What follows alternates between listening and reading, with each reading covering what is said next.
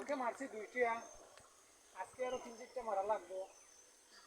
ওই যে দেখেন আপনারা কুন্দুরের শাক, কুন্দুরের শাকও আমরা খোল্লা সাধারণত খোল্লা দিই দিয়া বয়, ওই যে খোল্লা এগুলো দেওয়ার কারণে অতি সহজে শাকটা খাইয়া ঢুকে যায়।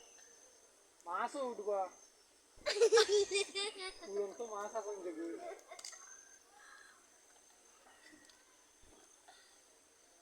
উবাই সাকিলা লাগে দেখছেন।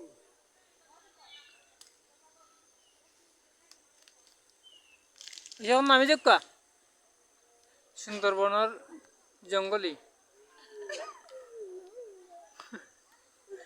এটা খুব সুন্দরবনে খুব রিক্সের রূপে কাজ করা লাগে।